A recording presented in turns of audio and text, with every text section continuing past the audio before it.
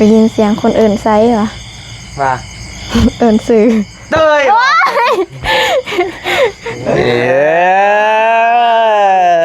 หรือก็เดิน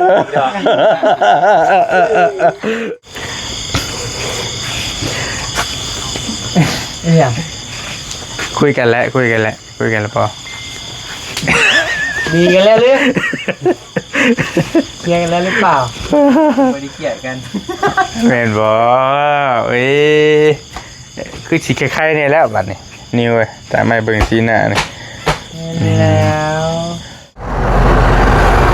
สิเอาร้อนให้ได้บ่เดี๋ยวนี้น่ะฮะโอ้หลายคนดีบ่หลายดอกซำนี้ฮะยังมีอีกเว้ยโอ้ข่าวอีกพออันนี้ก็ไว้หุงสู้อ้ายกินมื้อนะพระเจ้าเด้อราคาอยู่ดีไม่แห้งเด้อถามบ่ถามอีให้บี้บอกกินได้ได้ถามหยอกถามถามจบให้ดีบ่หรือจะได้จะไม่อยู่ฮะอยู่ไหนนี่บี้บ่ได้ฮู้เลยนี่พี่น้องจะไม่ซิดดอกฮะเขายังบ่ได้ยังกันดอกซิดบ่เจ้าจะให้ตัวให้ตัวอ้ายเว้านี่บ่หรือว่าได้เจ้าบ่ปานใดรู้หัวในใจหน่อยมันบ่ม่วนในใจหน่อยนึงนั่นแหละให้สมมุติเรามามื้อหน้าสิว่าเราอยู่บ่โอ้ยก็เว้าก็บ่ได้ใจแคบปานนั้นที่เนาะกลางเพื่อมันคัดใจกันจากอันนั้นหน่อยนึงแต่บ่กล้าดอกบ่กล้าดอกเอาเลยเป็นคนตับเดียวเลยก็คือว่าเลย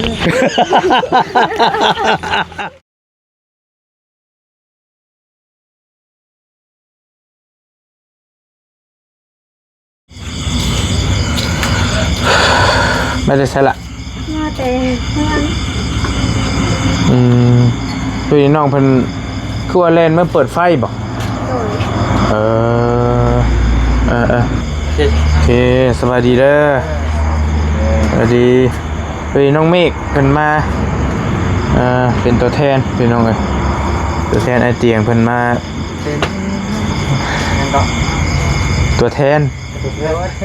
ท่านแทนไม่ได้บ่แม่คนที่ไม่ใช่แฟนคนที่ไม่ใช่แฟนทำแทนทุกเรื่องบ่ได้เรื่องก็ได้แต่ว่าทำแทนทุกเรื่องก็ได้บางเรื่องก็นะก็เอามาลิ้นลายแล้วโอเคขออนุญาตนิ้วยับมาพี่นี่น้องเมฆยับไปทำกันให้โอเคพี่น้องเอ้ยเดี๋ยวมานั่งโอ้นั่งลมน้องๆเพิ่นสักเล็กสักหน่อยพอดีกับบอลี่กระท่าน้องเมฆนี่แหละเพราะว่าบ่เตียงมอบหมายให้ว่ามาให้น้องเพิ่นมาถ่ายคลิปแทนในว่าซั่นเพราะว่าช่วงนี้ก็ AI ระบาดกำลังจับใบหน้าอยู่ได้ระเบิ่งอยู่ฮะบ่ว่าหรอกถ้าเว้าทำนี่ก็จักมาเห็นว่าก็จับสเกียร์คนซื้อจักเทื่อเห็นว่าก็ได้เนี่ยจับนำมาแกนี่ก็คนนี้หน้าที่เลยได้เท่าเว้ยทำนี่นะบ่มันเด็กระยะเราญาติคนอยู่นอกเด้ถ้าว่าสิออกเมื่อไม่ได้บอกแม่นออกแล้วบ่เฮ้ยพวกนอกเพิ่นยันมีแต่ผู้หญิงเพิ่นเด็กเดินพอไม่อายอยู่มันมีแต่ผู้หญิงเนาะเฮ้ยเนาะว่าแล้วก็พี่น้องเอ้ยเลยว่าเพิ่นเด็กเพิ่นให้ชี้สมพ่อแล้วแม่เฒ่าเราเว้าหยอกนี่เลยนะส่งมาใหม่ๆนะแกว่าหยอกบี้ตลอดอยู่มานะหลานเคยอยู่บ่จากได้ผู้ชายมาอยู่เฮือนแล้วบ่มีผู้อยู่เฮือนนำพี่น้องจะพูดอยู่เนาะเนี่ยยืมไม้น้องนิวเอาใส่ใบเตยนั่นนึงก็โอ้ไม้เฮามันหวานแนวได้ก็อย่างที่นั่นเองเนาะพอบอกกันตอนบิวตอนนิ้วเบ่งๆอ่ะใบเตยผัดชิวเนาะคนชิ้นเนื้อเนาะบ่แม่นบ่ตุ้ยนะบ่แม่นบ่ตุ้ยพอดีงามแม่นพอดีงามคือกับนิ้วตอนนั้นกับบ่ได้ตุ้ยเนาะก็ต้องแบบดูดีโอ้ตุ้ยได้ทันเนาะกันตุ้ยนี่คือข่อยนี่คืออ้ายนี่บ่ตุ้ยนี่ใจก็นึงกันอีหลีแม่นว่ามันบ่ได้โชนคืออ้ายนะมันเจ้าแบบมันเบ่งๆเบิดเลยหั่นน่ะเนาะมัน ว่าใบเตยกับนิ้วนี่บ่คือกันบ่ แต่เป็นคือได้ ม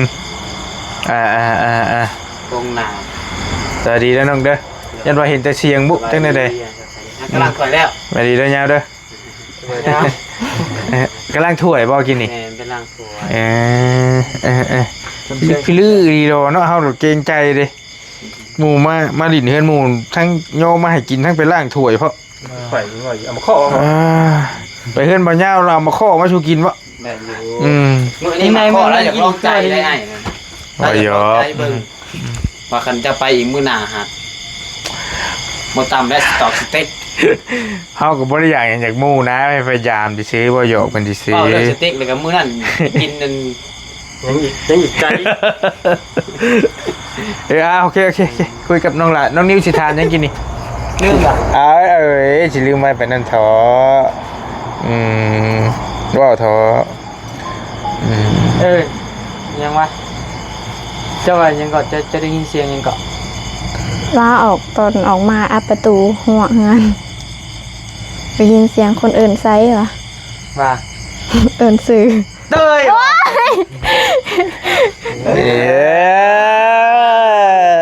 ถือก็เดินเดี๋ยว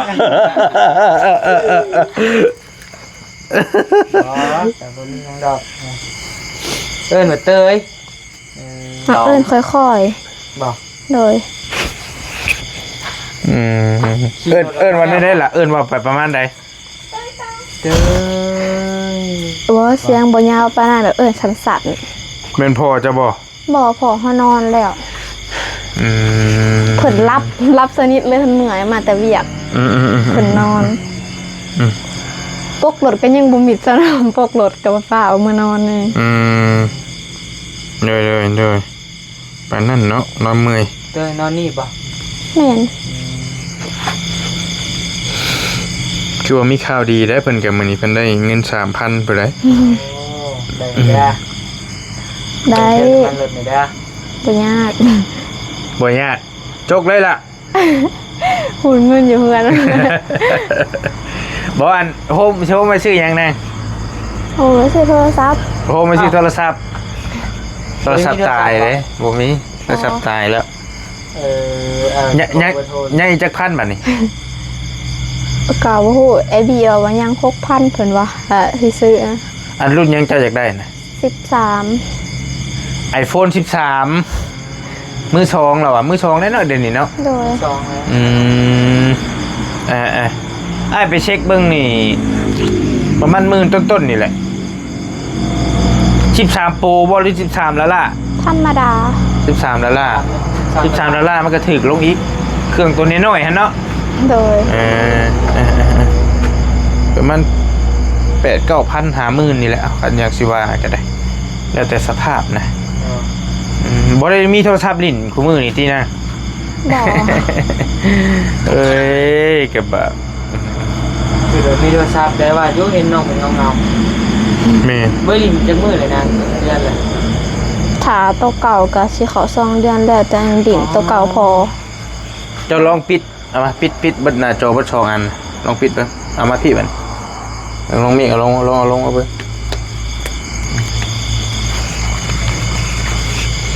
เอาใช้ชีวิตแบบบ่มีโทรศัพท์เด้เฮาสิเป็นได้ใดหั่นนะ บ่ได้ ก็ได้ลองเบิ่งเฮาสิเฮ็ดได้ใด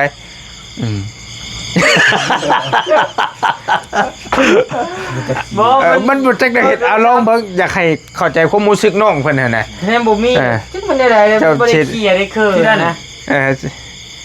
มันสิได้ประมาณนี้แหละ มันแล้วเจ้าถามน้องเพิ่นนี่ตอนไผว่าถ่ายคลิปยาวบอกว่าแม่อันน้องตอนน้องเมฆถ่ายน่ะเจ้าถามว่าใบเตยเป็นหยังคือเงาแท้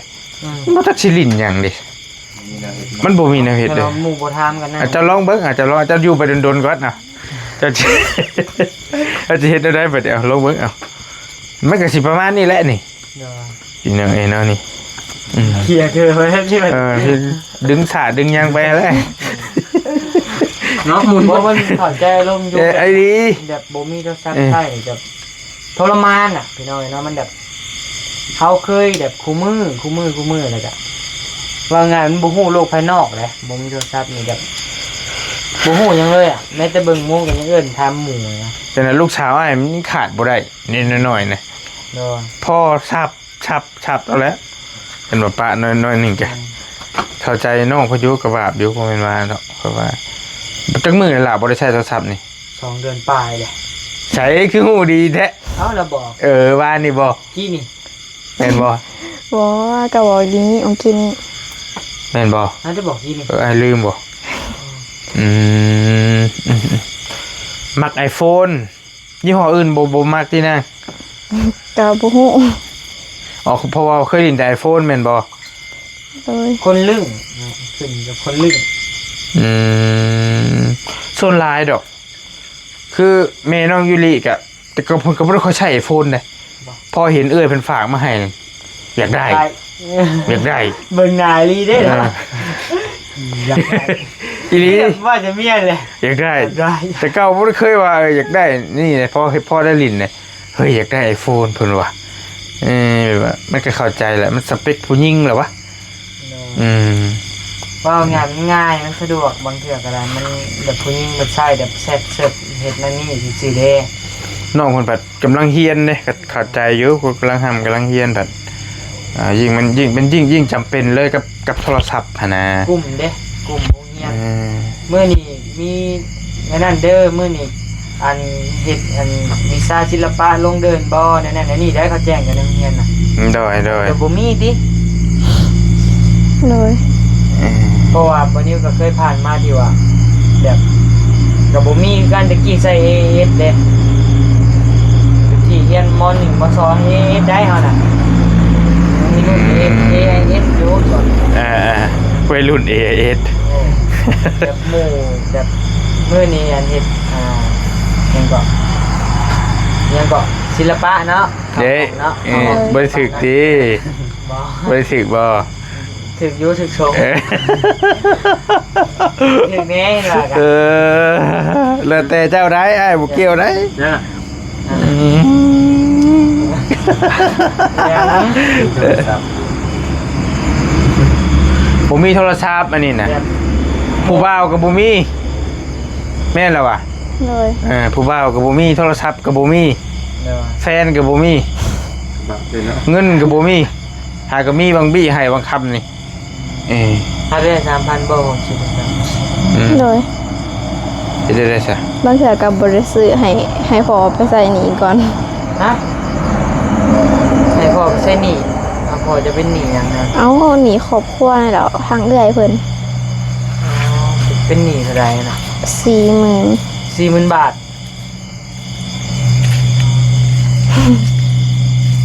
เพิ่นเอามาเฮ็ดหยังนะ เอาไปปัวเอื้อย เอื้อยพูดไปไทยบ่ โดย เป็นหยัง ตับเพิ่นแตก ตับแตก อุบัติเหตุแล้วก็น้องมันเคยเล่าให้ฟังแล้วอุบัติเหตุ ตอนนี้เป็นหนี้เป็นเท่าใดเด้อ 40,000 40,000เต็มเลย น่าจะมีปลายน้ำติบอกกับบ่ฮู้ พอครอบครัวไปกู้ไปยืมนะตอนนั้นมันขมังเงินบ่พอเลยเอาชีวิตลูกสาวไว้แต่นี่ก็เช่าแล้ว ยังเป็นหนี้อยู่โทรศัพท์ก็อยากได้อยากใช้หนี้ให้พ่อแน่หั่นนะกับบาปน้องปัจจุบันเพิ่นมันยังมีโอกาสได้หาเงินได้น้องมันก็เข้าใจบันเฮียนน้ำเน่เด้กับยังเฮียนน้ำเน่หั่นแหละประเด็นแกก็เข้าใจอยู่ดอกเอาคืนให้ บ่เห็นแบบ เข้าใจแล้วบ่ความรู้สึก นี่เห็นว่าเท่าใด คือสิเข้าใจความรู้สึกแล้วบ่มีโทรศัพท์สิตรงไหนเนาะ มันก็ได้ยินคำที่น้องเพิ่นว่าอยากไปใช้หนี้บางเทื่อก็สิปะบ่เลือกสิ่งที่เฮาอยากได้แล้วก็มาให้ครอบครัวนะไปใช้หนี้ให้มันรู้สึกคนลูกอยู่ ละสมมุติว่านาบ่าวเอาเงินให้ 40,000 ตอนนี้เจ้าสิไปซื้อโทรศัพท์ก่อนหรือสิมื้อให้พ่อใช้หนี้ก่อน ให้พอ ให้พ่อใช้หนี้ก่อน เลย เอาคือบ่ไปซื้อโทรศัพท์ก่อนโทรศัพท์ก็บ่มี ให้ครอบครัวเบิดหนีก่อน มันจังวิทย์แน่สำยกผู้เข้าออกแต่อกเลย เออ หักบานิวกับพ่อฮู้อยู่ครอบครัวเพิ่นเนาะก็ตะกี้บ่เต้หรือว่าอาเจ้าเนาะก็เป็นหมู่กับ เอ้า บานิว ฮู้จักกันบ่ แม่ เอาเลย อาจจะฮู้มื้อวานนี่แหละว่าเต้นเป็นอ้ายเพิ่นแต่เต้นก็ตอนเฮียนนี่ก็ตอนม.2 นี่ก็โอ้รู้สึกว่าแบบส่งเสียหน้าแพ้ใส่โรงเรียนก็แบบขาดนะ ขาดเคิน แม่แบบ อ ขาดอย่างกับแบบมันจำเป็นเด้มัน ตอนนี้อ้ายเจ้าอยู่ไสนาง อยู่นำแม่เฒ่าอยู่เป็นหมู่เพิ่นเพราะว่าพ่อเฒ่าก็เสียแล้วเพิ่นอยู่ผู้เดียว โดยเอาเมียแล้วบ่ ยัง ก็ยังเป็นวัยรุ่นอยู่ โดย อืมเอาน้องหมูตัวไปตามมา น้องหมูเนาะทำไปทำมาบังเอิญนี่ลินี่ แบบพอฮู้ครอบครัวเพิ่นอยู่หั่นนะบัดนี้ก็ เป็นได้เนาะน้องเพิ่นว่ามาจะมีคนลุก คนลูกบ่ เจ็บท้อง แต่ตัวเองก็เป็นหนี้อยู่บัดนี้ติจักเฮ็ดได้ติ แบบเข้าใจลงตัวเองก็เป็นหนีมีการ ยังดาวรถอยู่บ่ หนีบอลลี่พ่อมไทย โอ้เฮ้ยอย่าว่าชัดลูกพี่มากก็ว่าสิขึ้นที่ดอกลงบาดนี่ ตามดูมาบ่มาบ่มาใส่หนีใส่อ้าย หยอดอย่างเดียวพุ่นนี่ก็อยากได้พวกเลยอยากได้พวกเด้ อย่าไปพวก อยากได้พวกมาอยู่นำเด้นะเนาะ พอดีโอกาสน้องเมฆมาก็เลยมาถ่ายคลิปถ่ายทำถามถ่ายน้องเพิ่นเติมแล้วก็น้องเมฆมาหากันมาเทื่อแรกนี่ก็ได้ก็มานั่งลิ้นน้ำกันพี่น้องเอ้ยนี่ก็ได้เนาะนี่แหละเพื่อนน้องเพิ่นอยู่ก็ได้ จุกทานน้องเบลอันนี้ก็เบล หากำลังกำเนิดเกิดขึ้น 4-5 มื้อนี้เนาะช่วงบอลลี่เอาเงินมามอบให้น้องพัชชัยเอาเงินมาแล้วก็ถือโอกาสมาเยี่ยมน้องเบลเพื่อนน้องเบลแล้วก็ต่อมาก็มื้อนั้นน่ะบังเอิญชวนน้องบี้มานํบอกบี้ไปเป็นหมู่อ้ายเนี่ยเป็นหมู่อ้ายเนี่ยแหละมันบ่มีหมู่มาหั่นน่ะมาเป็นหมู่ก็ชวนเพิ่นมาเป็นหมู่แล้ววันนี้แหละก็เลยว่าผู้นี้ก็มีน้องสาวอยู่ชื่อน้องโบแต่ก็รู้สึกว่าเคยเห็นเพิ่นหยอกกันอยู่หยอกแบบว่าหยอกตอนช่วงพ่อเฒ่าพระชัยเสียนะแล้วก็เรียกว่าเซลใส่เพิ่นแต่เพิ่นก็ยังบ่ได้ถ่ายคลิปจริงจังหรอกแต่มื้อนั้นกับบอลลี่บอกให้เพิ่นถ่ายคลิปแล้วน้องถ่ายคุยกับลมกันกับน้องโบหั่นนะแล้วหลังจากเพิ่นถ่ายแล้วบอลลี่มาถ่ายตื้มอีกสินะวันนี้แหละก็ ถ่ายลงจากหันไปกับ FC เพิ่นก็มักเพิ่นมักเบิ่งแล้วก็ผ่อนคลายเครียดนั่นนู่นนี่เพิ่นก็บ่บี้ก็จัดเต็มเด้คารมคมคายแบบบ่มีคำว่ากักเฮือนเจ้าอยู่พุ่นบ่สวนเจ้าอยู่พี่หัวใจจะได้อยู่ไซส์แบบเดี๋ยวจัดเต็มเลยนะผู้นี้เบิ่งนั่งเบิ่งข้างหลังก็เขินนั่นแหละผู้นี้ก็อย่าให้เฮามีเด้ออย่าให้เฮามีเด้อเพิ่นว่าไอ้ดีนี่แล้ว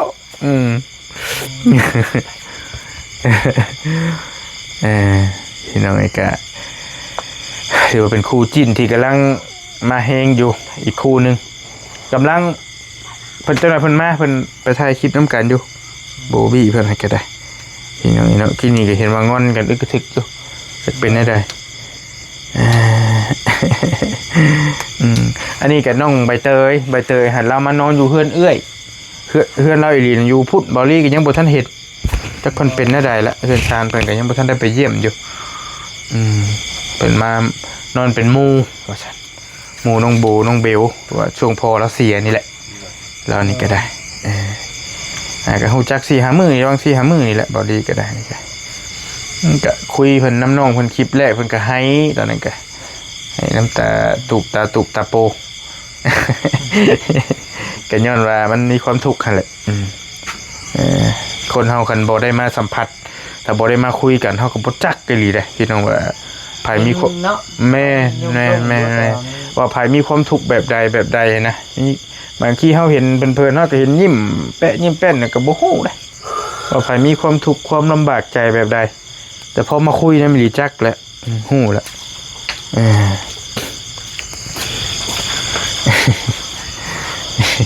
ทุกมื้อนี้ก็อยากได้โทรศัพท์เนาะอยากใช้นี่แน่เชื่อนะได้โทรศัพท์เพิ่นนั่นเห็นแล้วบ่ได้เห็นแล้วมื้อน่ะผ่ามันงึงแล้วผ่างึงแล้วเอาลวดแย่เอาบัดสิเปิดกะนี่นะ โอ้ ลวดแย่ปุ่มเปิดมันนี่นะแย่ตับเข้าไป พอชิมาถ่ายอีกมือหนึงว่ะตายแล้วไอ้เอ้ย เดี๋ยวก่อนเลยเอาสิเบิ่งเนี่ยไปสร้างเพิ่น ตายแล้วไอ้ นี่แล้วอยู่หาบ่จื้อว่าใบเตย นั่นแหละมือบี้มานอนเฝ้ามือ เป็นชายไพ่อันงงๆ นั่นแหละ บ่ได้สังเกตว่า ใบเตยนี่แหละ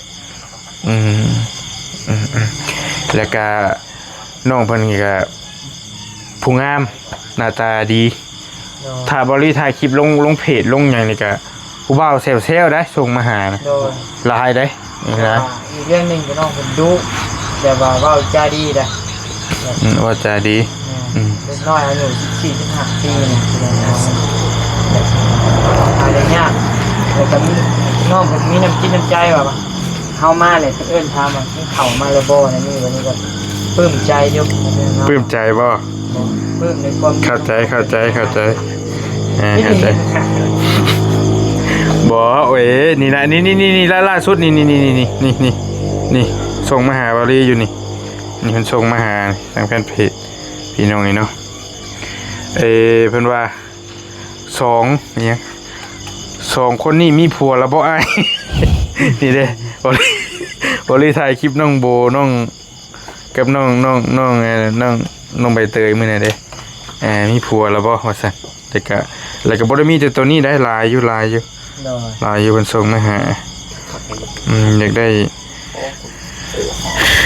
เฟซใบเตยว่าซั่นตัวจะเอาเฟซตัวใดให้ก็จะเอาให้ก็ได้พี่น้อง บ่ได้ห่วงได้น้องเพิ่น ฮะ ห่วงได้ เอาเลย เอาห่วงน้อง เอาห่วงไว้เฮ็ดหยังน่ะ วงไว้ยังไอ้อ่องเนี่ย น้องหมู่ว้าว ฮะ น้องหมู่ นี่นั่นบ่เอาห่วงแล้วบัดนี้เฮ้ยห่วงกันเลยเดี๋ยวเพิ่งสิเอาให้เบิ่งมีหลายอยู่ในเพจนะน้องเพิ่นก็บ่มีโทรศัพท์นะจักสิว่าไปไผจะสิเอาหยังให้คันสิเอาให้ก็ต้องถามน้องเพิ่นอีกแล้วนี่สิกล้าลมสิกล้าจานํอยู่บ่นี่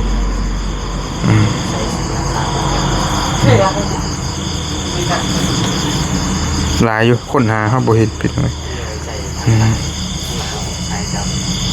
เคยมีผู้บ่าวอยู่บ่เนาะ บ่ บ่เคยมีจักดีเลยนะ ว่ามีคนขอโทษมีคนส่งมาจีบมาหยังมาลมมาหยังมีอยู่บ่ โดย มีจะตอบเขาเจ้าไปได้เลย ก็ตอบไปตามมารยาท เดี๋ยวสุดลายเขาส่งมาหาเจ้าบอกว่านั่นแหละประมาณใดวะ แล้วก็พี่แต่ทักบ่จีบ สิก็ มีแฟนแล้วสิ โดย นี่ท่านก็ตอบสิให้จีบได้บ่ประมาณนั้นสิ โดย จีบเลยประมาณนั้นฮู้หมด อันนี้ไผบ่ตัวอย่างบ่ตัวอย่าง ซื้อ อันนี้ก็ว่าได้ประมาณนั้นแหละเนาะ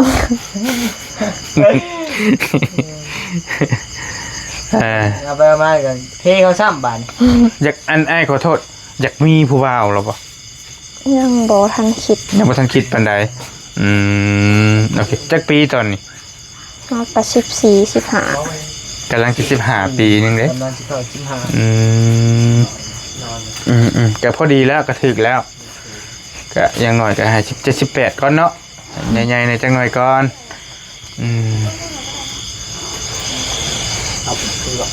ใช่นะครูบ่าวสาว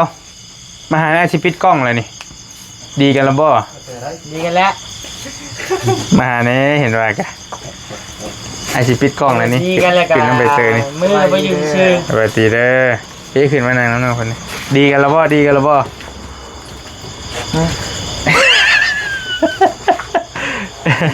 ขึ้นไปเทิงมือก็ได้น้องล่ะน้อง ก้อนนี่ทนเนาะ ฮะ ทนนี่น้ำก่อนจะเป็นของเปื่อย มันสะอาดดิ แม่นบอก พิลึกอีหลีน้ำก้อน บ่ จ้ะ มีโฟมข้างใน อ่า มีบ่เฮ้ยบ่ฮู้ถ่ายบ่ ฮะ ถ่ายบ่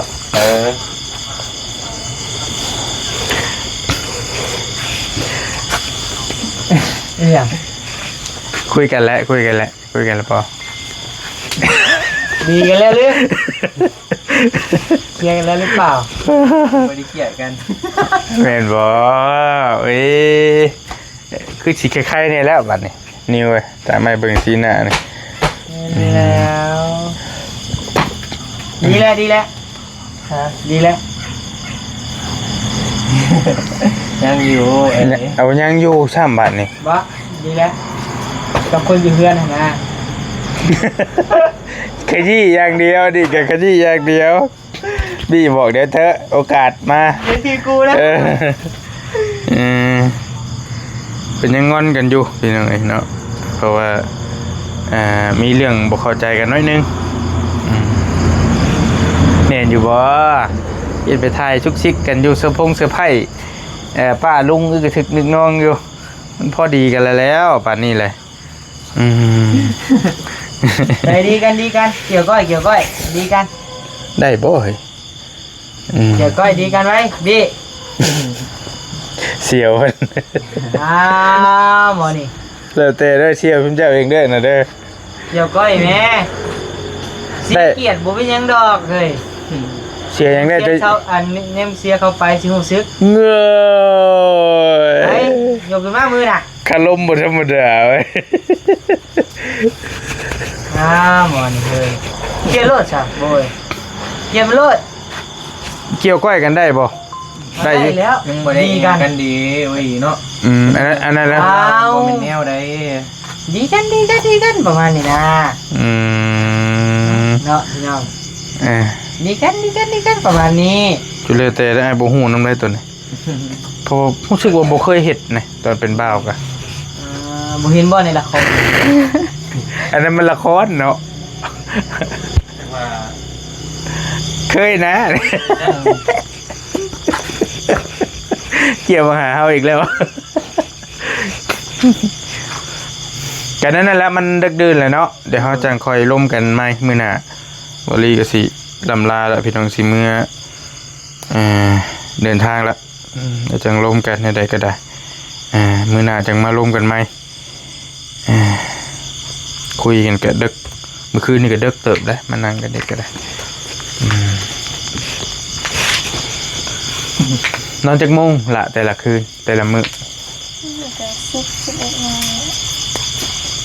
ดึกสุด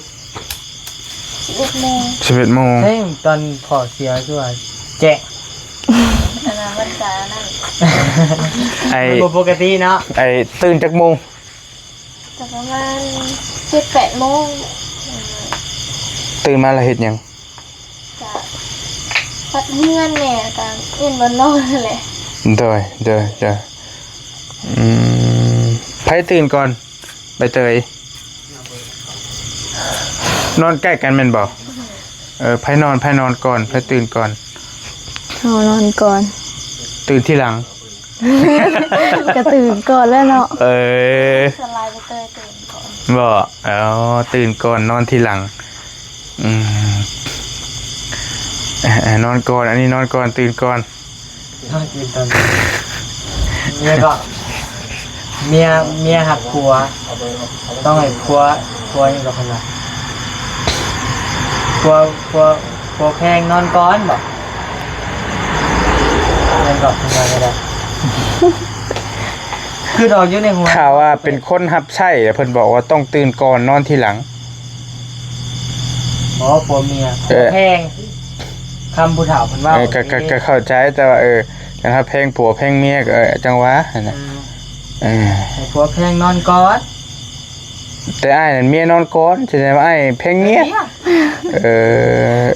จักแล๋ซะบ่แม่นดอกอ้ายนอนเด้อเป็นไ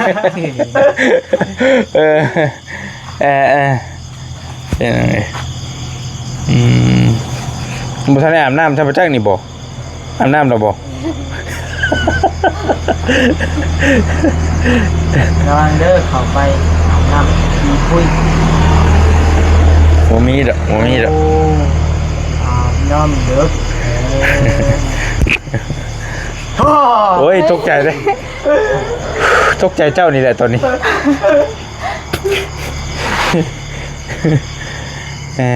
ปะเอาไม้น้ำอันนี้น้องเปิดมาเนี่ยอยู่ดีมีเฮงเด้อน้องเด้อ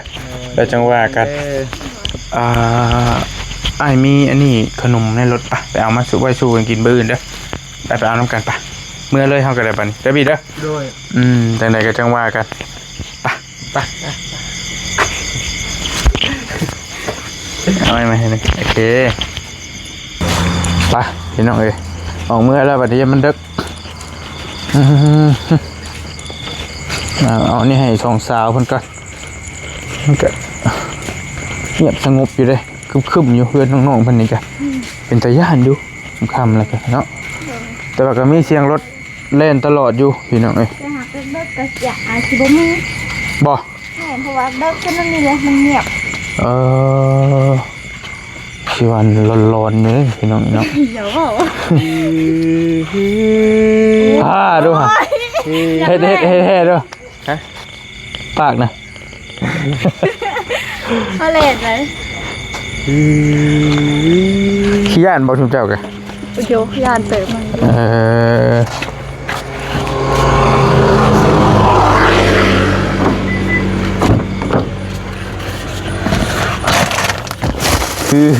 มันยังยาวคือ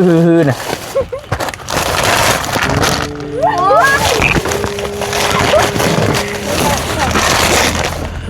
อย่าได้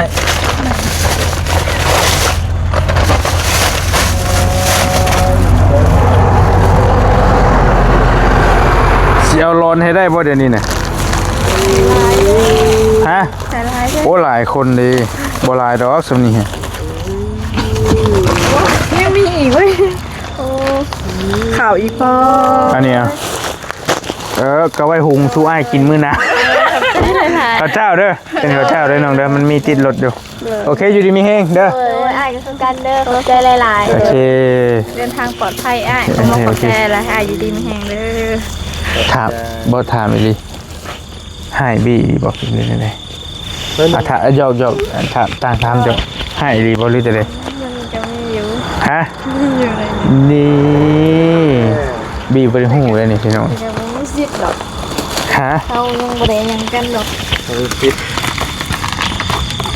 อันบ่เจ้าจะหายตัวหายตัวอ้ายเว้าบ่นี่เห็นบ่หรือว่าได้ จะบอกป้านใดรู้หัวในใจหน่อย มันบ่ม่วนในใจหน่อยนึง นั่นแหละให้ สมมุติเรามามื้อหน้าสิว่าเราอยู่บ่